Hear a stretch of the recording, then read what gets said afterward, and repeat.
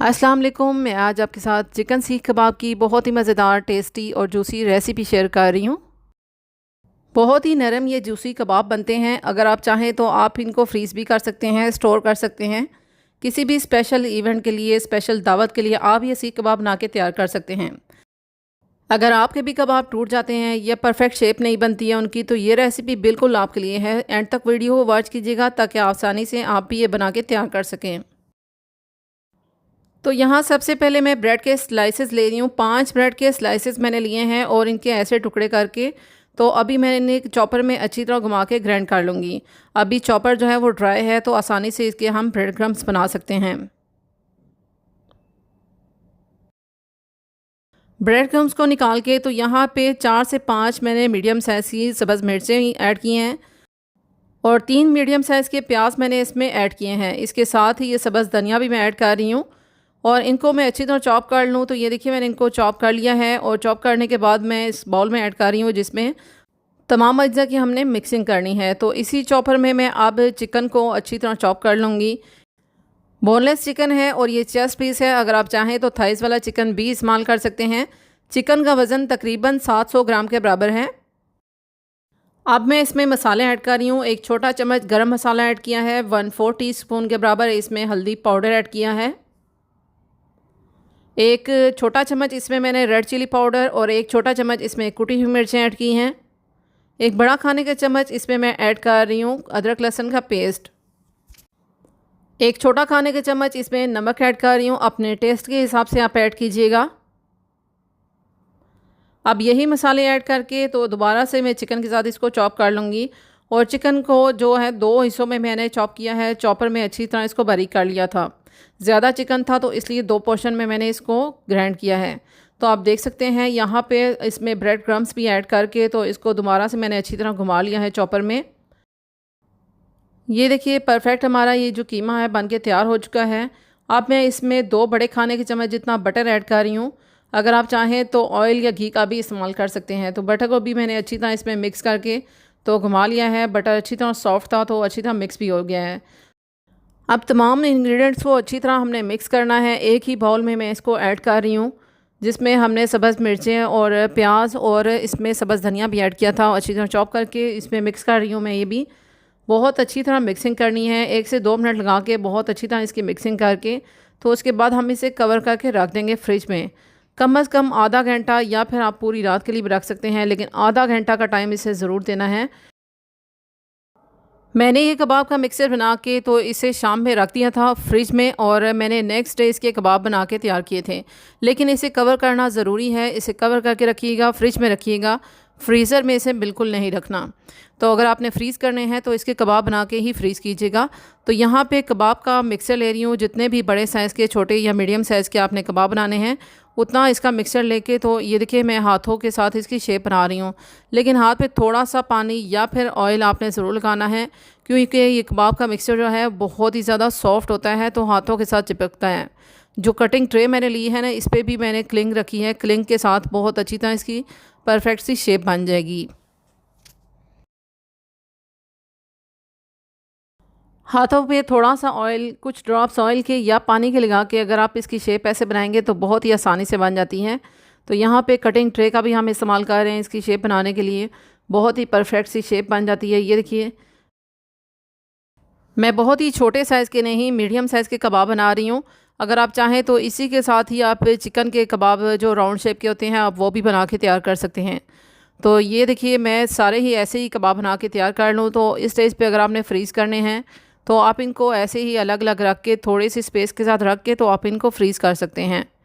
जब ये अच्छी तरह फ्रीज़ हो जाएंगे तो फिर भी आप किसी पॉलीथीन बैग में या फिर एयरटाइट जार में रख के तो आप इनको फ्रीज़ कर सकते हैं। तो यहाँ पे सारे ही कबाब मैं फ्राई करने लगी हूँ। तो चलिए आइए अब इनको फ्राई करते हैं। फ्राई करने के लिए यहाँ पे मैंने तवा लिया है। तवे पे मैंने ऑयल डाल दिया है। बहुत ही कम ऑयल का इस्तेमाल नहीं कर रही हूँ लेकिन मुनासिब सा ऑयल का मैं इस्तेमाल कर रही हूँ यहाँ पे। और जो सीहे मैं इनकी शेप बना रही हूँ वो आपको दिखा रही हूँ। सीख कबाब की ऐसी शेप बनाने के लिए आइसक्रीम स्टिक का इस्तेमाल कर रही हूँ। और आइसक्रीम स्टिक इस टाइम पे थोड़ा सा इसके साथ ही बैटर के साथ ही जो इसका मिक्सचर है ना कीमे का, चिकन का उसके साथ ही चिपक रही थी। तो थोड़ा सा मैंने इस आइसक्रीम स्टिक को ऑयल में डिप किया है, तो परफेक्टली इसकी शेप बन रही थी।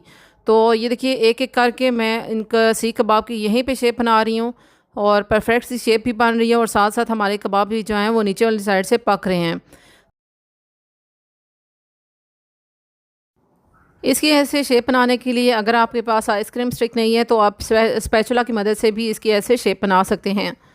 तो ये देखिए सारी ही सीखें एक एक करके मैं ऐसे ही बना रही हूँ और लो फ्लेम पे सारी ही सीखें एक साइड से तो पक चुकी हैं और अब हम इनकी एक एक करके साइड को चेंज करेंगे। तो ये देखें अच्छा सा प्यारा सा एक साइड से तो कलर आ चुका है, थोड़ी सी पक चुकी हैं और अब हम इनकी जब साइड चेंज करेंगे तो बिल्कुल इसकी शेप और ये जो हमने इसका डिज़ाइन बनाया वो ख़राब नहीं होगा। और हमने जो इन सीखों में कट्स लगाए हैं उनकी वजह से ये सीखें अंदर तक अच्छी तरह पक भी जाएंगी। तो बहुत ही परफेक्टली ये बहुत ही अच्छी तरह ये फ्राई भी हो रही हैं।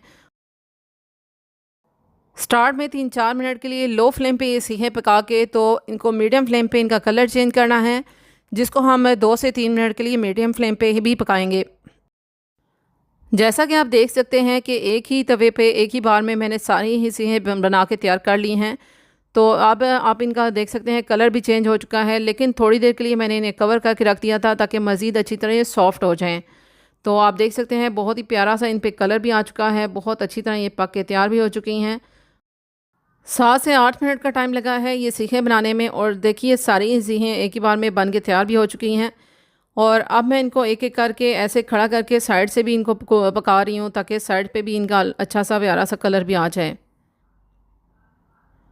होपफुली आपको ये रेसिपी बहुत अच्छी लगी होगी। अगर आपको रेसिपी अच्छी लगे तो अपना अच्छा और प्यारा सा फीडबैक भी ज़रूर दीजिएगा। वैसे तो ये सीखें पक के तैयार हो चुकी हैं, आप इसको केचप के साथ, चटनी के साथ, चपाती के साथ या नान के साथ भी सर्व कर सकते हैं।